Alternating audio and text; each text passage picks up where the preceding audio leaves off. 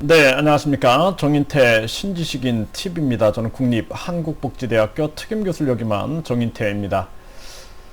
네, 우리가 저출산 문제가 아주 심각합니다. 그래서 우리나라 같은 경우에는 지금 저출산 문제가 0.8대로 이렇게 출산율이 나오고 있는데, 이 정도면은 정말 국가 비상사태인데요. 이제 국민들도 느끼곤 있지만 대책이 없는 거죠. 돈을 200조 이상 써도 계속 출산율은 떨어지고 있으니까 국민들도 이제 삶에 지쳐서 별로 관심 갖지 않는 것 같다라는 생각이 들고, 그리고 그 돈은 어디로 쓰여지고 있는지 국민들은 정말 낙담을 하게 되는 거죠.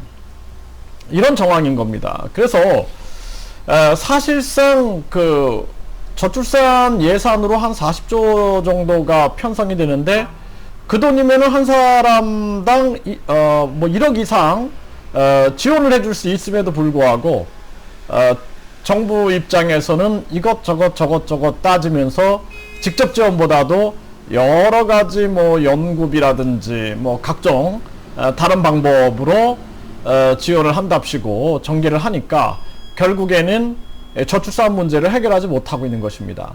그리고 이제 지금에 와서 우리가 과연 저출산 문제를 어떻게 해결할 것인가, 어떤 후보들은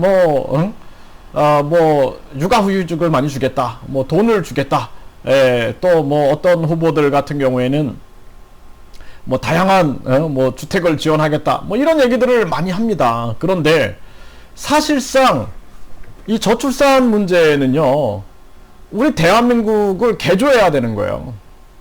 그래서 우리가 대한민국을 살아갈 때 진짜 여기가 아이들을 키우면서 행복하게 살 수 있는 곳인가, 이걸 전체적으로 봐야 되는 거예요.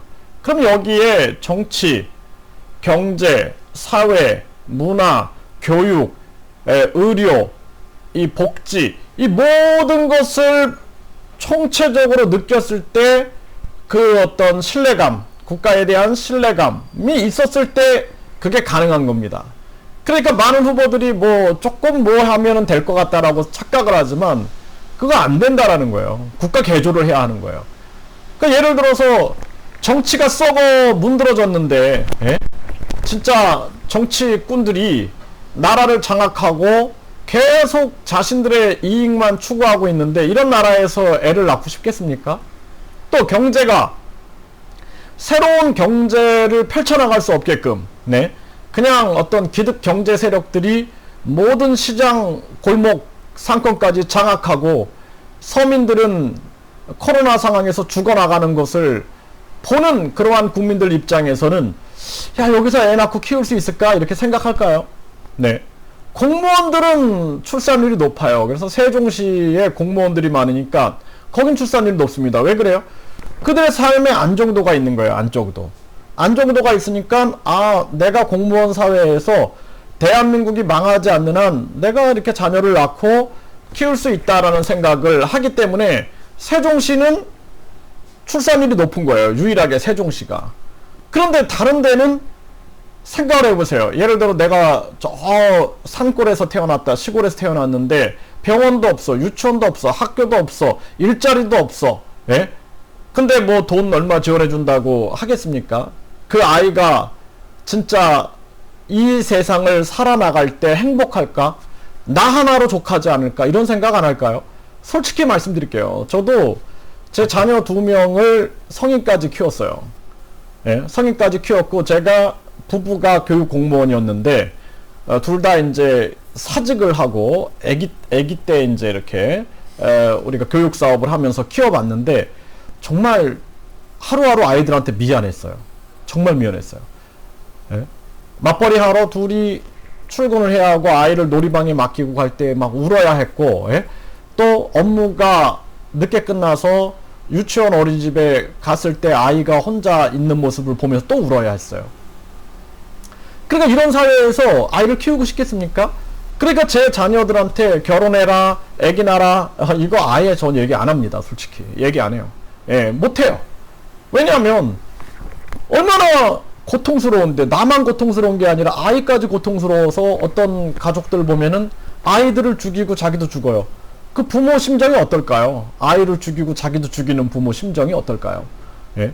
그러니까 정치, 경제, 사회, 우리 사회 보세요. 뭐 부모가 자식을 죽이고 자식이 부모를 죽이고 70대 어르신을 20대가 막 폭행하고 각종 무서운 범죄들이 막 일어나요. 뭐 진짜 이 인터넷에서 뭐 댓글 싸움으로 서로 죽이고 막 이런 무서운 세상, 층간소음으로 그냥 막 성실하게 사는 분들이 죽어나가고 이런 걸 보면은 야, 이런 사회에서 정말 행복할까? 진짜 자녀를 낳을 수 있을까라는 생각하는 거예요. 정치, 경제, 사회, 문화도 보세요. 우리 문화가 지금 막 코로나 정황 또는 각종 이런 상황 속에서 문화를 제대로 펼칠 수 있는가? 문학의 또 각종 비리들 보고 막 상납 사태 뭐 이런 걸 보면은 아이고 진짜 아이를 낳아가지고 불안한 거예요. 불안한 거. 한 엄마는 그런 얘기를 하는 거예요. 제가 예전에는 불안증이 없었어요. 근데 아이를 낳고 나서 불안증이 생겼다라는 거예요. 그러니까 계속 불안한 거예요. 심리가 불안하니까 이 심리를 주체할 수가 없는 거예요. 예? 그러다 보니까 아주 뭐 공황장애까지 오는 거예요. 공황장애. 숨이 막히고 진짜 어떻게 할 수가 없는 거죠. 자기. 이런 상황까지 가는 거예요. 그래 정치, 경제, 사회, 문화, 뭐 교육. 우리 교육은 어떻습니까? 저는 교육자로서 참 부끄럽습니다. 교육이 아니죠. 그러니까 입시 기계를 만드는 거예요. 입시 기계. 그래서 저는 입시 기계를 만드는 이 입시 제도를 폐지해야 된다라고 보는 거예요. 그래서 학생들을 입시 기계로 만드는 것은 로봇 교육이지 사람 교육이 아니죠. 예? 가장 중요한 게 뭘까요? 예? 진짜 옳고 그름을 판단할 수 있는 마음을 심어주는 게 되게 중요한 거예요. 이걸 판단하지 못하면 안 됩니다. 옳고 그름을 판단하고 목소리를 낼 수 있게끔 해야 되죠. 진짜 저 아프간의 탈레반들이 교육하는 걸 보세요. 예? 그들이 여자들은 교육도 안 시키고 그러니까 계속해서 생각을 못하게 만드는 거예요. 그리고 잘못된 종교들 보세요. 사람을 세뇌시켜가지고 생각을 못하게 만드는 거예요. 예? 오직 그냥 뭐 자기들이 말하는 성서만 따라해야 된다. 그러니까 인간이 스스로 판단하지 못하게 만드는 거예요. 그러니까 정치도 종교도 그런 식으로 흐르게 되면은 잘못되는 거죠. 네, 그렇기 때문에 우리 사회, 그러니까 정치, 종교, 사회, 문화, 교육 이런 총체적인 게 개조되지 않으면은 저출산 문제는 해결되지 않는다. 저는 교육자로서 제가 유아교육을 강조했던 이유가 뭐냐면 바른 유아교육이 대한민국을 구한다라고 저는 생각을 했어요. 바른 유아교육을 하기 위해서는 바른 부모교육이 있어야 되는 거거든요. 그래서 예비 부모교육, 그리고 부모교육, 그리고 유아교육이 바로 서서 아이들이 6살 이전에 인격, 성격, 지능, 도덕적인 자세, 학습 태도 등이 거의 다 결정되기 때문에 이때 바른 교육을 실시함으로써 그러면서 우리 바른 청소년 그리고 바른 성인으로 자라나게 되는 것이죠. 그래서 대한민국 저출산 극복 어떻게 할 것인가? 대한민국 전체를 개조해야 한다라는 것입니다. 네, 그래서 대한민국 전체가 개조되지 않고서 뭐 출산하면 얼마 준다, 뭐 출산하면은 뭐 기저귀를 준다, 뭐 이런 얘기 해봤자 출산율은 향상되지 않는다라는 거예요. 그래서 많은 뭐 지자체들도 출산하면 얼마 준다. 그 출산율이 해결됩니까? 네. 해결 안 된다라는 거예요. 사회 전체가 정치인들부터 반성하고, 예? 진짜 국민을 위한 정치를 하고, 그리고 경제인들도 반성해서 더불어 함께 살아갈 수 있는 경제 구조를 만들어내고, 그리고 누구든지 창업하여 규제받지 않고 살아갈 수 있는, 창업할 수 있는 그런 세상을 만들어야 되고, 그리고 잘못된 이념에 사로잡혀가지고, 예? 뭐 재산세니, 보유세니, 또는 뭐 상속세니, 증여세니 이런 거 다 폐지하고 우리가 자유롭고 창의로운 그러한 경제활동을 가능하게끔 만들어서 누구든 좋은 생각을 가지고 있으면은 창업할 수 있는 그러한 사회를 만들어 나가야 된다라는 거예요. 아무리 좋은 아이디어가 있어도 공무원들의 비리, 그리고 그 대기업들의 억압, 예? 그리고 그 대기업이 정치권과 손을 잡고 법조계와 손을 잡고 언론계와 손을 잡아서 그들이 장악하는 세상에서 누가 노비 같은 아이를 낳고 싶겠습니까?